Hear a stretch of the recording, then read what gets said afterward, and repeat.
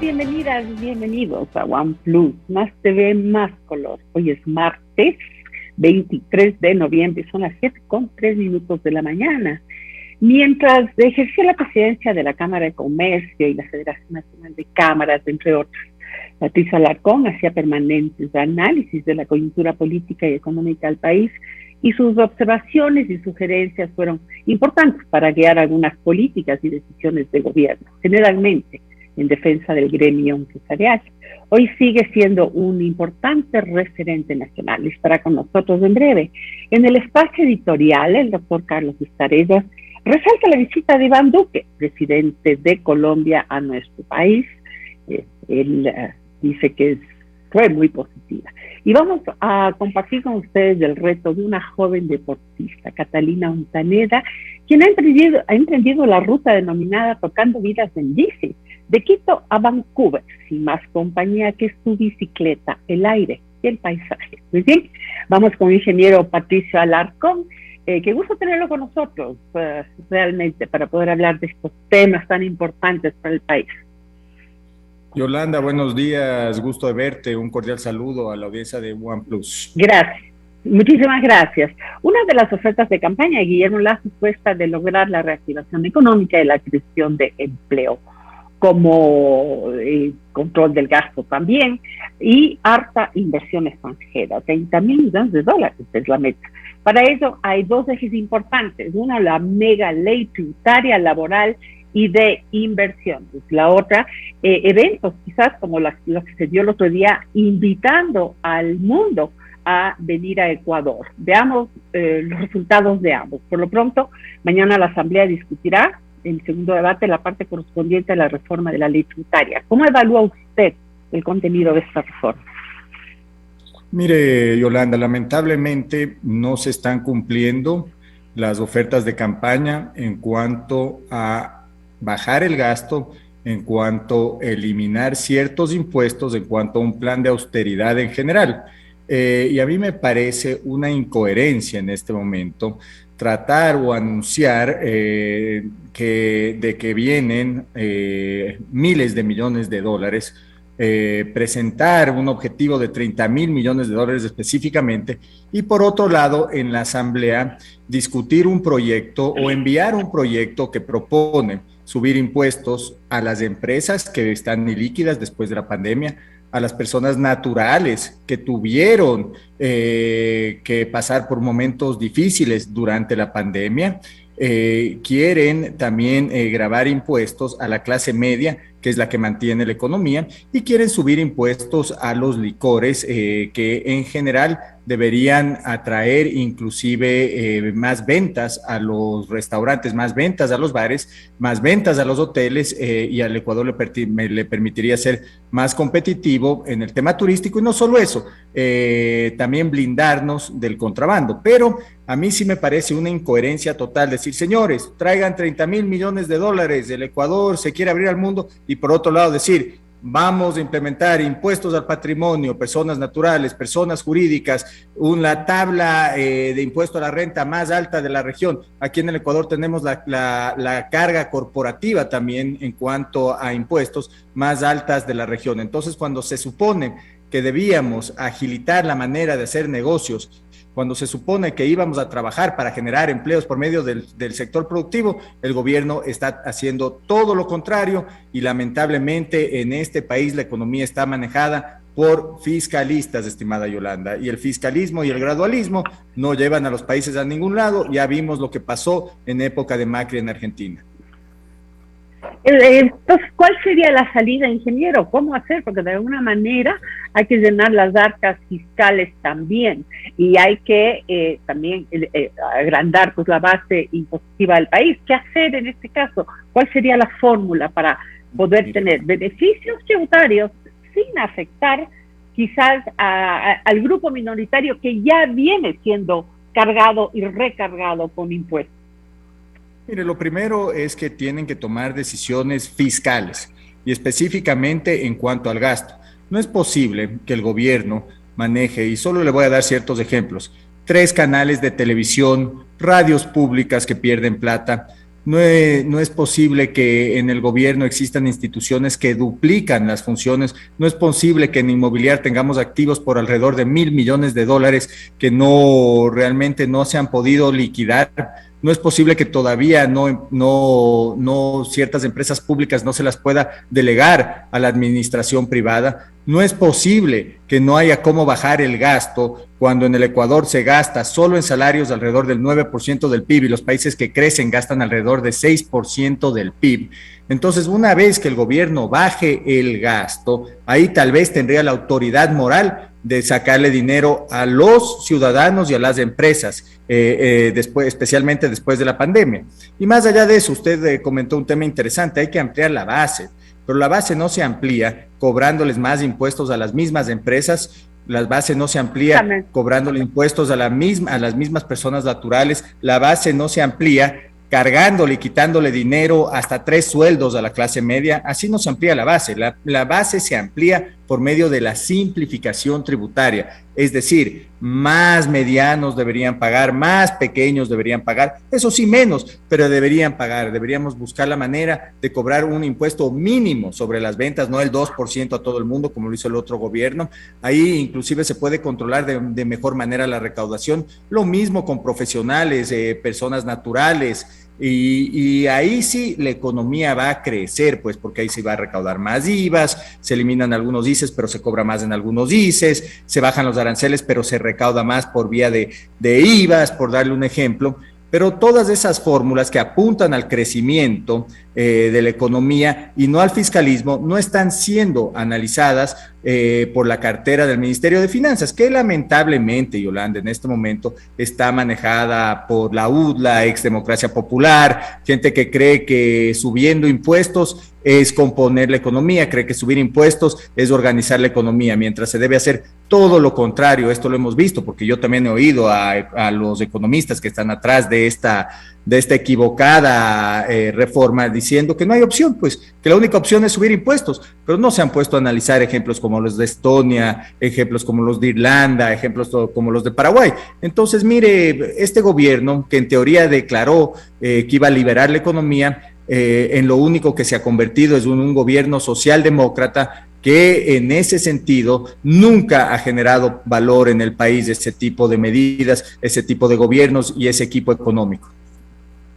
Otra meta que nunca se dio realmente fue la de tener un conjunto de políticas o una política con un conjunto de señales hacia la reactivación económica. O sea, eso parecería que mientras sigamos mendicantes, sacando la mano para recibir créditos de los multilaterales, vamos como pateando la pelota para adelante y saliendo momentáneamente de los huecos, pero hasta ahora no se conoce de una verdadera política para sacar a la producción adelante. Más bien parecería que se está siempre debilitándola en vez de fortalecerla. Estamos hablando de la inversión extranjera cuando también existe inversión en el Ecuador que hay que cuidar para que no se vaya. Usted, Yolanda, ha topado un punto muy importante.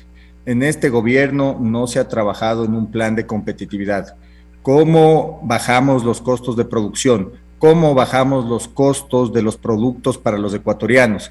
¿Cómo por medio de la competitividad, de las eficiencias, exportamos más? ¿Cómo por medio de las eficiencias más generamos más consumo, dejándoles más dólares a los ecuatorianos en los bolsillos? A eso deberíamos apuntar como ecuatorianos. Lamentablemente, los mismos economistas que también trabajaron en el gobierno y durante el gobierno del presidente Moreno, en lo único que trabajan es en sacarle más impuestos a los ecuatorianos para obtener más dinero de los multilaterales. Entonces, en lugar de trabajar en el ajuste, como deberían hacerlo, ¿para qué? Para que 16,5 millones de ecuatorianos no paguemos un aparato burocrático enorme, no tengamos que sacrificar más dinero en impuestos. Lo que hacen es todo lo contrario. Lo que dicen es, miren señores, nosotros vamos a seguir gastando, porque de hecho eso es lo que proponen en la Reforma General del Estado. Van a incrementar el gasto en 2,000 millones de dólares más del próximo año, pero para incrementar el gasto y para seguir con ese gradualismo perverso, lo que hacen es tratar de quitarnos a los ecuatorianos más de 1,600 millones de dólares en impuestos. ¿Y qué es lo que genera esto, Yolanda? Todo lo contrario a lo que usted menciona, porque si a las empresas se les hace pagar un impuesto al patrimonio, serán menos competitivas. Sí. Si a las personas naturales se les cobra un impuesto, no pueden invertir en generar más negocios. Y si la clase media se le cobra más impuestos, no puede consumir o ahorrar más. Y seguimos en el mismo estancamiento perverso con el cual hemos pasado durante los últimos 15 años. Y es lamentable que no vean otra solución, es lamentable que vayan por lo cómodo, por lo equivocado, que es subir impuestos y mantener el gasto.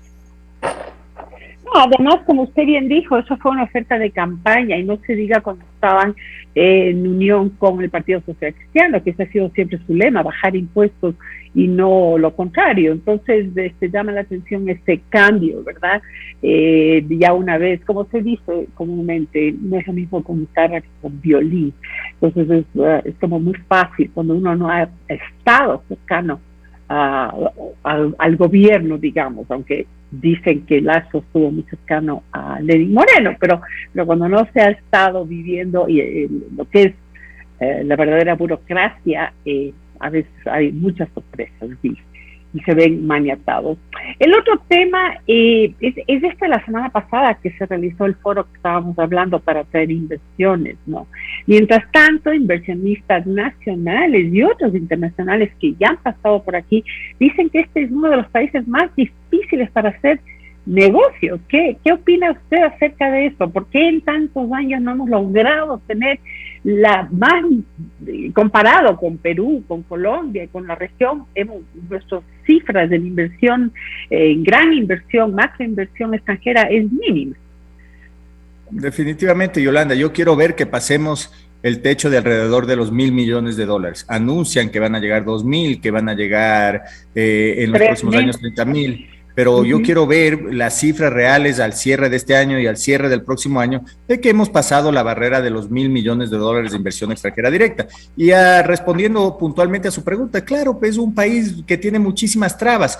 Aquí el retorno de la inversión es inferior al del resto de la región, porque acuérdese que usted mete plata en este país, tiene que sacar su dinero pagando el impuesto de salida de divisas, solamente por darle un ejemplo. En este país, cuando usted genera utilidades, tiene que dejarle el 15% al trabajador.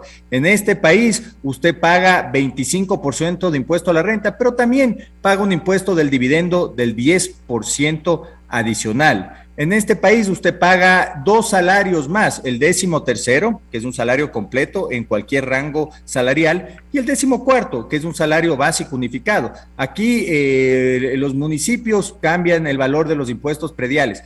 No hay seguridad jurídica. Cada rato viene una reforma tributaria tras otra reforma tributaria, tras otra reforma tributaria, subiendo más impuestos y subiendo más impuestos y subiendo impuestos cada vez más. Entonces, un inversionista lo que busca es recuperar su dinero pronto y con seguridad, ¿no es cierto? Entonces, si el Ecuador es mejor negocio y le da un mejor retorno que Colombia, que Perú, que Chile, entonces el inversionista va a llegar al Ecuador. Pero mientras sigan planteando nuevos impuestos, mientras no cumplan con las ofertas de campaña de bajar el impuesto de salida de divisas, mientras el gasto fiscal no sea sostenible, no hagan un presupuesto general o no preparan un presupuesto general del Estado de 32,000 millones con una recaudación de 15,000 millones, entonces ¿cómo vamos a pensar en este país a largo plazo? Pues, Yolanda, entonces a mí lo que más me preocupa es la incoherencia de este gobierno en cuanto al modelo que ofreció, que el modelo que yo estoy convencido, y tal vez yo soy un iluso,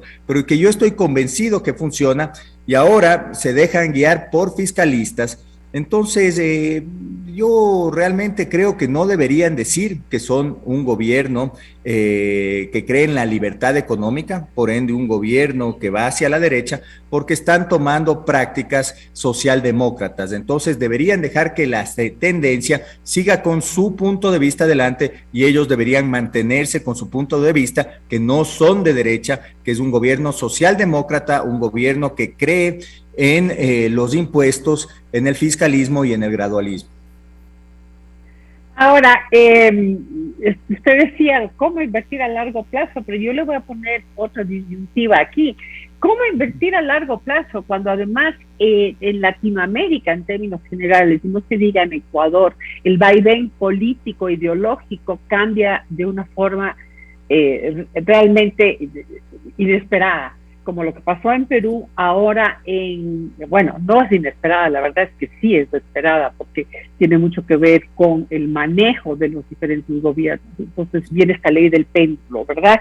Entonces esto ha pasado en Perú, estamos próximos a que ocurra en Colombia, cuando se anticipa que seguramente Petro ganará las elecciones, y aquí mismo, o sea, aquí estamos, si este gobierno no logra sus metas en 4 años, que ya quedan menos, ¿no? 3 años y medio, pues seguramente el péndulo se irá hacia el otro lado. ¿Qué pasa con los inversionistas con este tipo de inseguridad política en nuestro país? Mire, lamentablemente atraer más inversión en un continente tan rico se complica.